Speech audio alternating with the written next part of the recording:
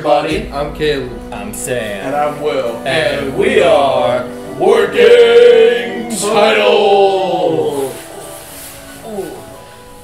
Bring it down. Guys, Are you ready to fight? Alright. Guys, we're back for Vinland Saga. This is Season 2, Episode 17, The Road Home. We're going home? There and Back Again. A Torfin Tale by Vinland Baggins. Last on, we don't have to fill you in. It was a banger episode. So, make sure you leave a like, subscribe to the channel if you've not already done so. Comment down below your thoughts on only today's episode. Don't talk about anything else, just today's. Let us know your favorite moments, who's the MVP, and stay for the post talk. We love you. See you in the reaction. Oh. Swing and a miss. Replay. Don't lose part of your ear again, sir.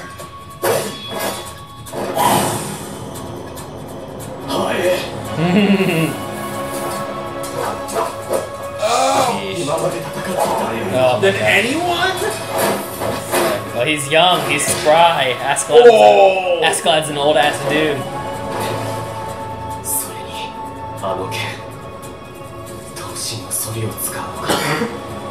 Somebody in the comments said that it's like a Persian blade. I saw. That's what I figured. Somewhere in the Middle East. They think Snake might be from Persia or something. Well, he looks like Jake Gyllenhaal. I get it. He hasn't experienced a single good thing, huh?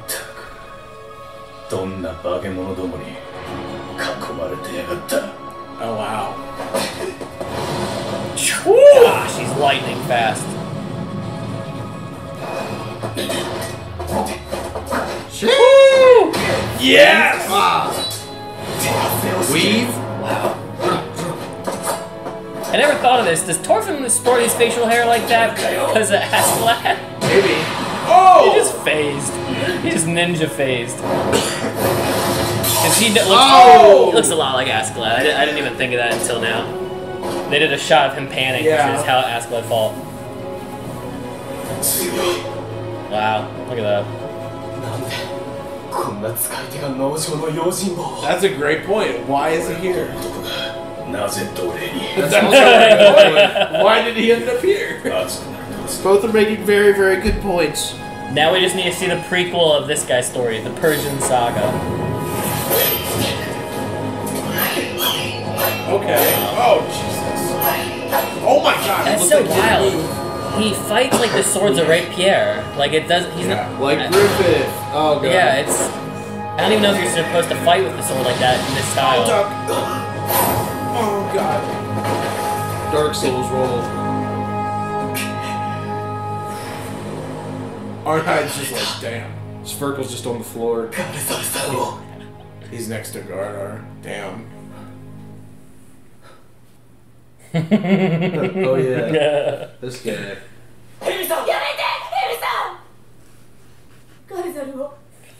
Poor guy. Yeah.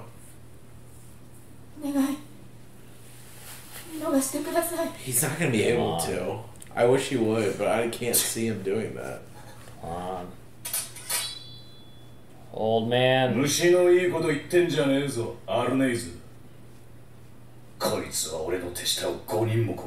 GG, speak up, please. お前の手下たちにはわしができうる限りの弔いをする。わしの畑を売ってでも。黙れじじい。金の問題じゃねえ。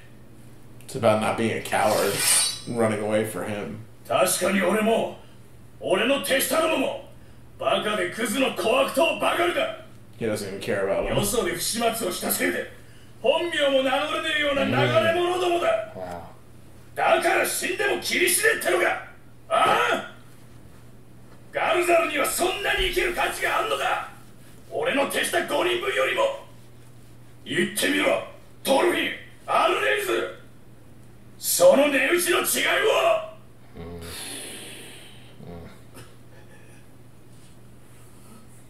Yeah, that's tough.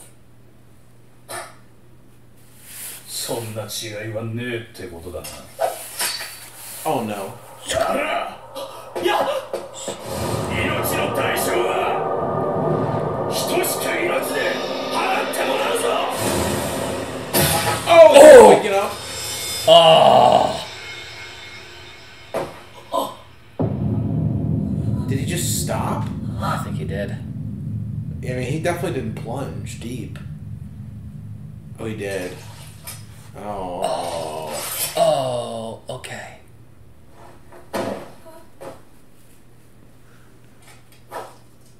Damn.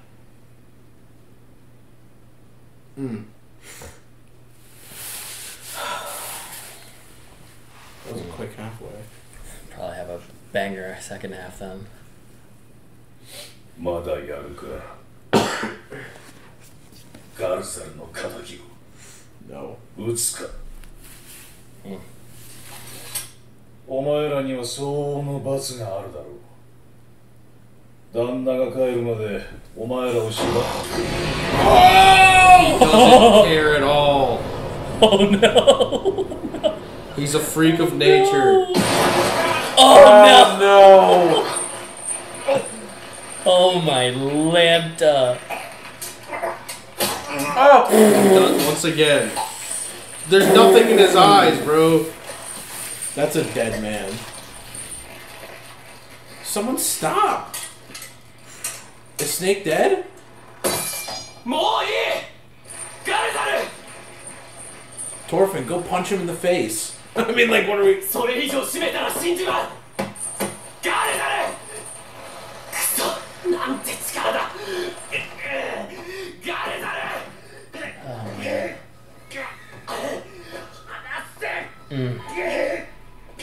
Oh my gosh, he's like... Buddy is out. They're both.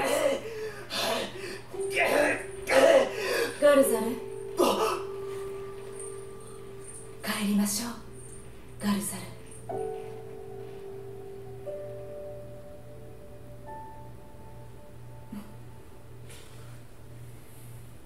もういいのよ、も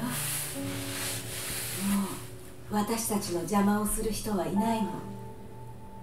ヒャルティも待っているわ。 Oh god, that's sad.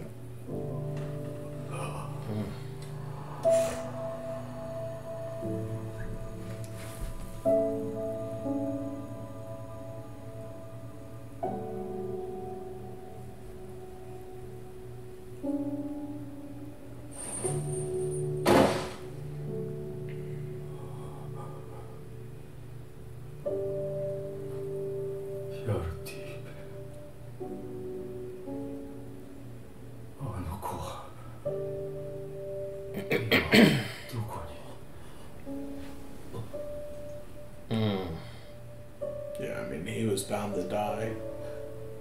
ビルカのお兄様の家に預けてあるわ。戦になる前に避難させておいたのよ。そうだったのか。兄上には世話になりたろし。この庭師はそなたのものか。借りたいのだが。チーズ。わしのだ。あんたに信ぜよ。ガルザル。行かれよ。そなたの家へ。ありがとう。滑るけれどな。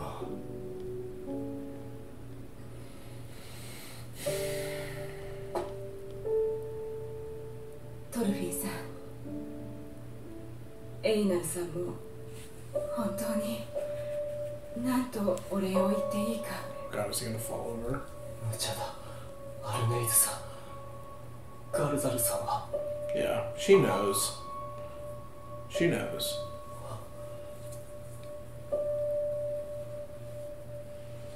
いいの。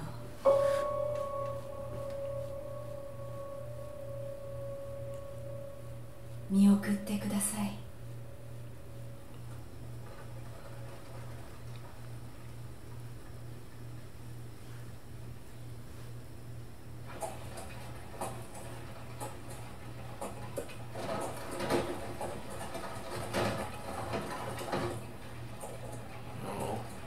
Oh, yeah, he's passing on.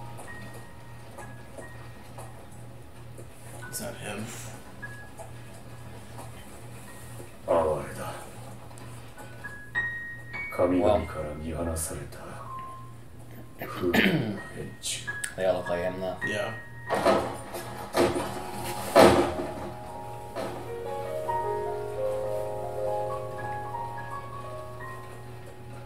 What is that? Dandelion. Maybe. Oh.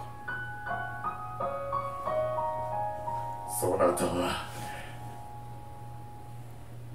なたは私の新たな誇り。お前が誇れる That's an 名 ugly 誉の ass ため baby. にいずれ手に His する face looks like the 神の faces た in め the に eclipse. For Just No. looks like a titan. It does look like a titan. I'm sorry, it's very weird looking. That is not a good looking baby.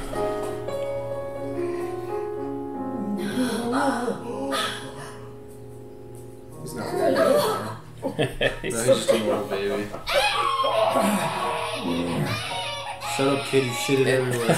shitting all over me. Stop shitting on the walls. Ah, I knew it! Bro got pissed on. Happens to love the little boys. They pee everywhere. Ugh. Yeah. I mean, he twisted it in there, too. Oh. That's weird. It's odd that the show always takes out the eyes of like people Yeah. in these flashbacks. It's creepy. Damn.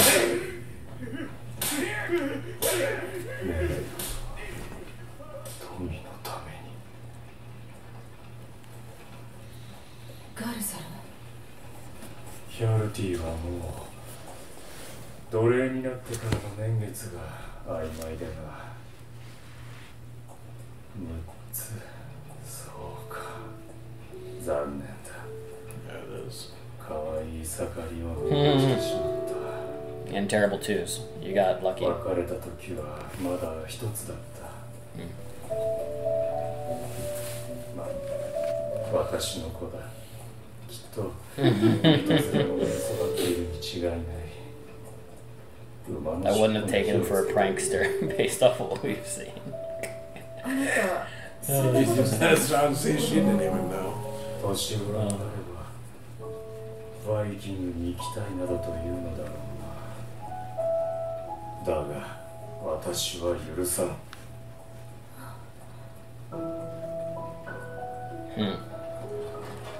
Are you gonna take this advice for your child?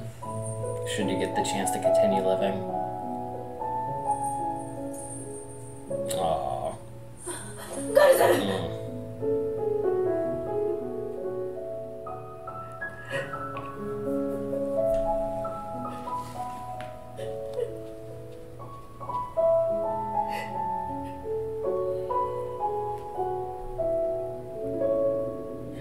Wow. Interesting choice.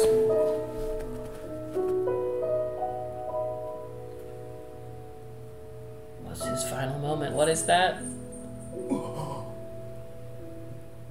本当にやる They の made か。 the decision to leave. It's just, 俺 yeah. たちの腹は決まってる。 Gosh, that's gonna be your final 考 moment? えれば村の暮らしは楽になる。お前の A 家族 moment of a regret? Because you left these two? His whole life has been one big regret. Ugh. よし。みんなはもう白の It's 約 gonna 束 be してる。 it's gonna be like Interstellar. He's like yelling to himself, no, no, no.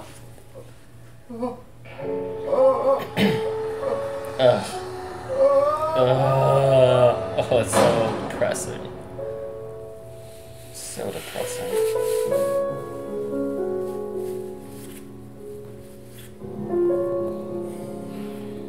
Yeah. Why are we waking up? もう決してそなたたちのそばを。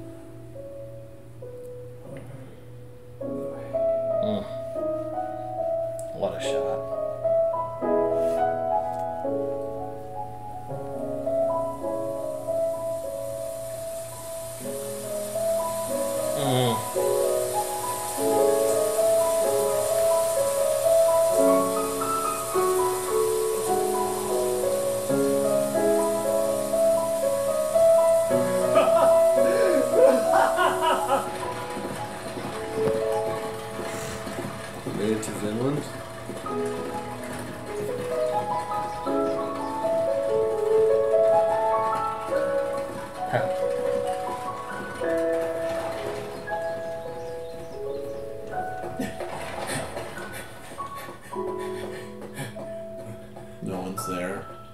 this going to be when he came back home?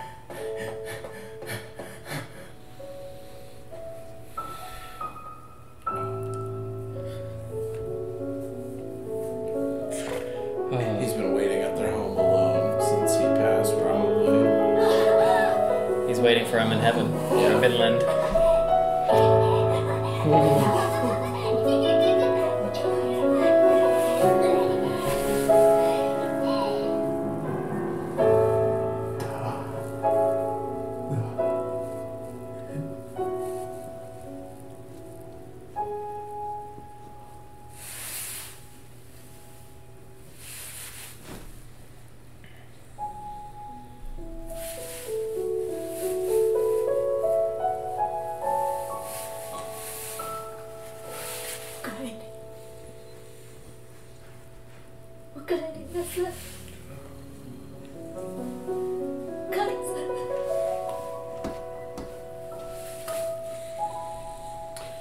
Yeah, I figured that was coming too.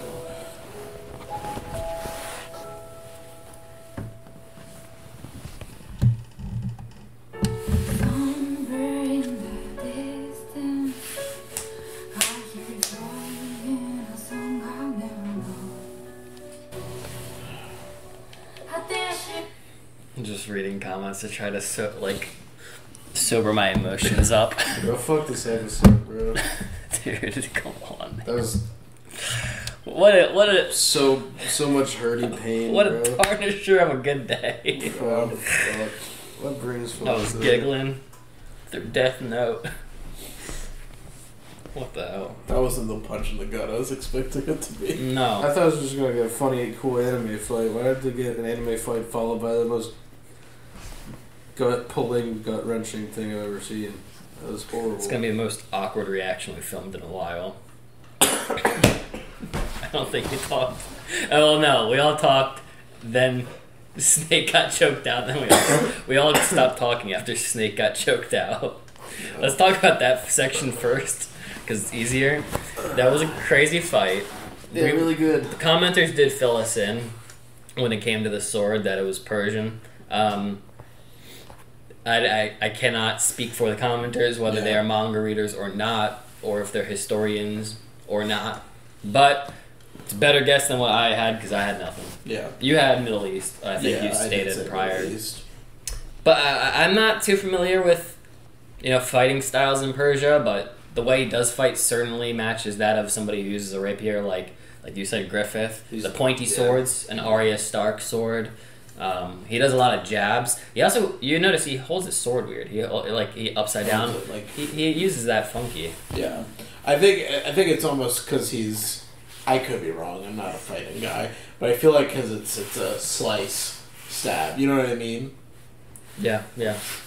Perhaps because there's more weight on the bottom of the sword, you flip it over so the pierce is stronger downward. I don't know, man. The fight was cool. I may be very wrong. Probably am, because I'm wrong about a lot. But I think the backside of the sword was used for farming and stuff because it's Like a scythe. Yeah, like a scythe. If they didn't have anything else, you're like, well, my family's got a family sword that's sharp. Bang, bang. Weird. It makes sense. Yeah.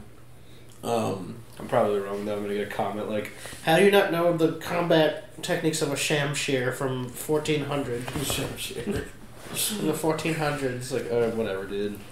I liked too that I liked their inner monologue of each other, recognizing each other. Initially Torfin being he's literally the fastest person I've ever fought, and then not Gardar, Snake going, well, this guy had to have been. He's strong, or he's more powerful than he seems. He must have been surrounded by monsters. You know what I mean? And then later on in the fight, when they both recognize he's so strong. Why is he just guarding a farm? He's so strong. How the heck did this guy become a slave? Both recognizing that they are both in places in life that, by all accounts of how they've lived and what they've done in their lives, they shouldn't really be in the situation they are. Yeah. And even oh, sorry. No, I was just gonna piggyback off that because when he called out Svirkle later on, it's a little jump ahead, but it's still kind of... Thorfinn never changed his name per se, but like both of those instances could be true. They come from a past that they're not a fan of, the things they've done. And so Snake in this instance has like changed his name, and all the men he have come from, you know, something shameful, which really does reflect Thorfinn. That's why I made the joke like we should probably see a Persian saga, because it sounds like they're almost the same person, a little bit different outcomes in their mentality, because you know one was like a super dead meat and like a husk of a person, or Snake is more of just it seems more like he's ashamed of what he's done. Well, it's the shame, but he didn't get to it doesn't seem like he got to the extent of Thorfinn. Yeah. Well, yeah, it's like, I don't think Snake was defeated in the way that Thorfinn was. I feel like almost the way Snake has alluded to what has happened with him, because he mentioned, like, what am I supposed to do? Like, my friends sit here and die, am I just supposed to sit back and cry and not, like, get vengeance? And then, you know, later on when he was like, we've all done horrible things, but does that mean my life doesn't matter? Those 5 lives don't matter versus his? I almost feel like as if something happened similar to Snake prior, where like maybe he did something, I don't know what like the name for it would be for this time period, but something like almost like he was dishonorably discharged from whatever fighting group he was. Mm-hmm. Like he chickened out in a fight, or he, you know, maybe it was something where his comrade died, he didn't get revenge, and so he's looked at as like a coward and a disgrace and a scumbag for all intents and purposes, on top of probably being like a Viking type war criminal that's like now on the run, if that makes sense. Yeah. For this era. Right. So I feel like those are the kind of vibes that Snake is giving off currently, until we know like what his actual story is. Yeah. And that concluded, unfortunately, with Snake being on the side where Gardar was. And there wasn't a whole lot other than pleading that could have been done. You got from Arnheid, Thorfinn, and Svirkle all giving it their best go at what they could do. A genuine plea from her, a call out from Thorfinn, and then Svirkle an offering. Of his farm. And that's for the guy's life. Yeah, that's when he brought up the how much a life is worth. Like, is Gardar really worth that much? Like 5 people worth that I shouldn't be able to get what's owed to him. I kind of liked that idea, and even like after the fact, after he had stabbed Gardar and sealed the deal, like, are you gonna fight me now, Thorfinn? Like, are you gonna try to one up and get your revenge? Yeah. Like, kind of once again placing the value on like Gardar, like what he is. Yeah. And also kind of, I mean, not exposing Thorfinn's like weakness and like not the killing type right now. Like, he's not aware of that, but like, we know Thorfinn's not going to as well for multiple reasons. Yeah. Man, Gardar is kind of a wild man. Yeah. I can't say the reasons that I felt so upset in this episode isn't necessarily fully for Gardar. I'd say it's more of I just feel so sorry for Arnheid in particular. I feel really bad for her. Yeah. But also kind of the tenderness of the moment that was given. You know, there was a lot of vulnerability exposed on everybody in that moment, because you had Thorfinn too weak to take out Gardar. You had Snake, who is supposedly the quickest fighter we've seen, turned into not corpse, but, you know, a shell. You have an old man who poops himself laying on the ground, unable to do anything. You have your wife talking you basically through your comatose state, and then you have the comatose man, the strongest man present, and maybe the strongest man we've seen in the show, next to someone like Bjorn, basically reduced to like a childlike state. Yeah. And it's just really sad. I think him just so shelled out, like in this innocent state for the type of man he is, just kind of wrecked me. Yeah. to see him, not in a mean way to say pathetic, but like this pathetic state where in front of everyone, like oh, I'm sorry for speaking to you from this high position. Like, to see the soft side of him, Yeah. Just kind of broke my heart a bit. And for her to have to see this on top of it, knowing that there was no other option for her, it's just, it breaks my heart, man. Yeah. I think the thing that hurt me the most, too, was, Arnhide, like, mostly for her having to be the partner that has to see through your significant other's death, you know, like, the pretending, like, kind of like the whole Dark Knight thing, like, you know, pretend, like, tell your son that it's going to be okay, tell him everything's fine, you know, where it's like, tell him you're going home, like, we're going home together to see our son, even though, like, the son's clearly not alive, and, you know, depending on their beliefs of the afterlife, she is sending him home where she's not going to follow, too. Like, again, like, she already had to deal with herself being broken, losing both her members of her family in different ways, coping with that, not really in a good way, but, like, you know, having to cope with that and try and start anew, and then all of that brought back again just to lose that person all over again. You know, that's super heartbreaking. And I think which clearly, like, I don't know the author's name of Vinland Saga, so, but, like, clearly there is an intentional, you know, we already know, like, you don't have any enemies, Thorfinn, being a pessimist, violence isn't the way, it's really bad, it leads to all these horrible things, it brings you down to, like, a deep hell, and Gardar is just, like, a perfect example of, like, you know, he didn't necessarily go off the deep end to the extent that a Thorfinn and Askeladd have in their life. But just, like, their neighboring village were enemies, so they decided to go capitalize and take the mines, or whatever there was that in the land, for greed and power and violence. And because of that, that ultimately led to, like, the destruction of his friends, his family, and his own life.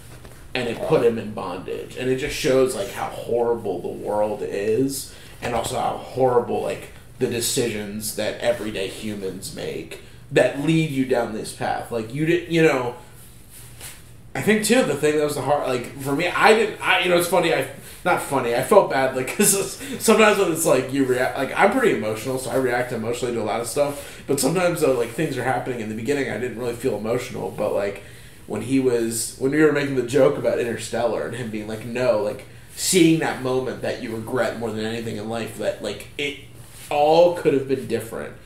A, if he just listened to his wife, and B, if he didn't try and take up his sword. Sure. And that, plus, like, the reunion of, like, his son, which was, like, I guess ultimately in the end, you know, I don't know necessarily what the author was trying to spin it as, because I feel like with Thorfinn and Askeladd, it was almost like you're kind of damned to, like, a hell, in a sense. Like, this is, like, this twisted version of Valhalla is, like, what you're fighting for, and it's like, this is your reward, like, this horrible thing for, like, the deeds that you've done in your life. Whereas, like, Gardar kind of gets the happy ending, even though he kind of, like, completely effed it up always. Yeah, and so I don't really understand that part necessarily, but it was, like, touching. Maybe it's because he's more of a tragic person rather than somebody who ended up catering to the lifestyle they rebuked so much.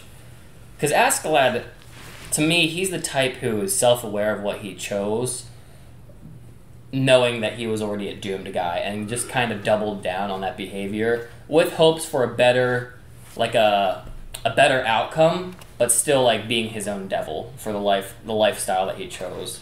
Yeah. And then Thorfinn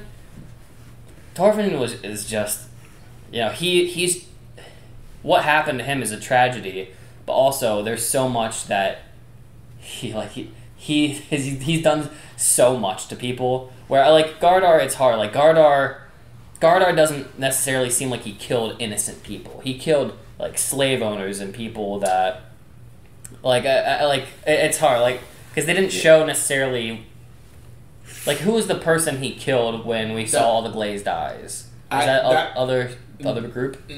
That was not the other group that they went to war for, but that was just, like, an everyday, like, fighting thing. Yeah. So, like, but even still, I don't necessarily think it's always necessarily about like innocent lives. Like Torfin's the mound of bodies that Torfin's carrying. It's not just children and like old men. It's people that he went to war with and cut down. Right. And that's part of the reason why like Tor's too is like, you know, he like. If it was just more so about innocent life versus people that are going out of their way to attack you, Tors would have cut down all of Askeladd's men. But that's not the case. It's not necessarily about innocent life. It's just life, period. That's why I think it's a little weird that he was given that Gardar gets... Yeah, Gardar gets the happy ending spinoff.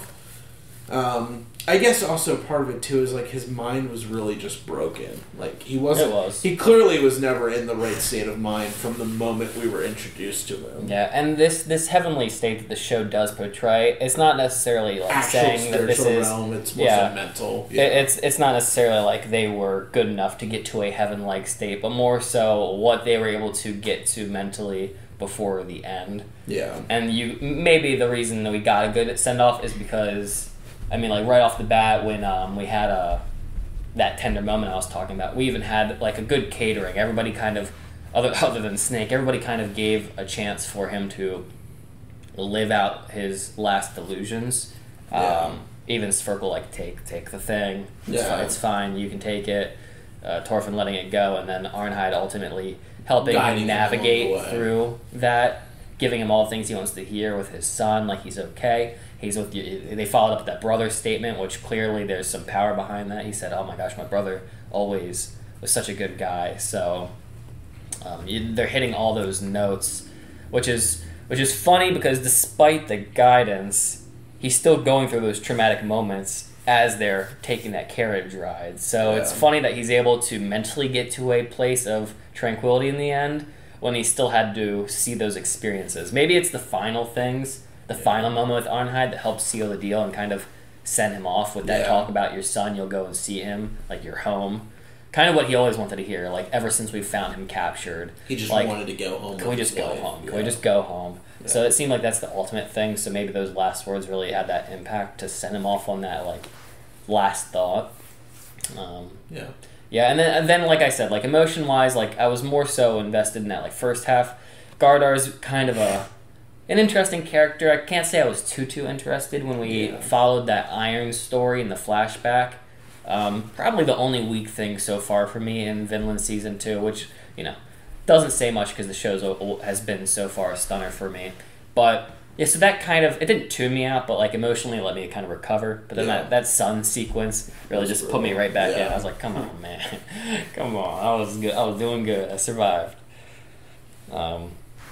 But yeah, super, super sad. I don't know what's going to happen to Arnheid. Yeah, I mean... Look like she's about to get arrested. With all those guys pulling up. Well, luckily... By snakes, man. Perhaps, Caleb, we took it out of the intro, but we were talking a lot about Canute. So perhaps if Canute shows up, that could kind of save the deal with Arnheid and not have to do that, like, route. Well, even if Canute doesn't show up, like, because Snake was like, well, you two are going to be bound up till the master comes home, and that's when he got choked out.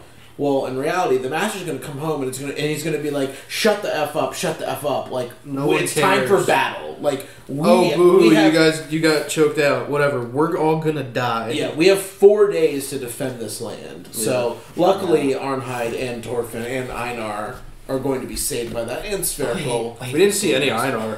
I just realized, so I'm so done with this. So Kettle and all those guys, they still haven't returned from that. Yeah, they're still on a boat. This whole time, I'm just like, man, why are they not coming to talk to Sverkel? These episodes have been over the course of maybe 2 to 3 days. Right. For Torfin's side. For Torfin's side. Sure. Just this arc has been like past 2 days, and it takes weeks to get. Yeah. No, I understand that. I'm just saying, like, I didn't think too much on it until, like, I'm like, oh right, they haven't been here to like say anything. So Leaf is just hanging out with Kettle and his kids. But even that being said, I wonder how long did Canute say he was going to let them go? Or like how long until they pursue that? Do you remember when Canute was up on that tower and they were like Kettle had they all escaped? Do we want to pursue? I think he said he had like 5 or... They had to wait for the Jans Vikings to come, then they could go over. So I feel like they said it was going to take 5 or 7 days. Okay, so at least we're working on that. By the time that Kettle gets here, we have at least 5 days of prep time. No, they have 5 days since Well, I mean, when Kettle gets to our area, we still have to account for the 5 days it will still take for Canute's traveling to follow behind. Yeah. Unless Leaf's ship is like extra slow, like that still should be what the time frame is, regardless. Yeah, I mean, basically, either way, it's like within a week or so that Canute's forces are coming by that end of that day when Kettle left. So. Yeah, and also like to get Kettle's thoughts on the whole idea, like he doesn't. I would be curious if he gets like the jealous idea of like infidelity, even despite the fact that she's a slave mistress to him. Like his thoughts on the matter. Will he excuse it because he loves Arnhide, or will he take offense to it because it involves he loves Arnhide and it involves a past lover, or the real husband. So I'm curious how that will play out. I feel like he just has to let it go. Right. For now. We have bigger fish to fry than his feelings. I just hope it's not one of those things like she just gets written off before the battle. Like he goes and strangles her in some. Like that would upset the hell out of me. Yeah. After all this focus on her, just toss her aside. Right. Yeah. Well, that was an episode. My brain hurts. I'm upset. That was good. Upset. This will be a very depressing wait until the next week. Yeah. Jeez. Yeah, great time for what we said in the beginning of the episode. Any last thoughts? No. Because I want to know your guys' thoughts on this episode. Specifically, nothing else in Vinland. Just focus on this one. Let us know how this one made you feel. If it didn't make you feel anything, share that as well. I'd like to hear that. And what's wrong with you? And we'll see you in the next reaction. Love you guys. Wow. We got no Einar, by the way, so he might have just got his ass beat in the woods.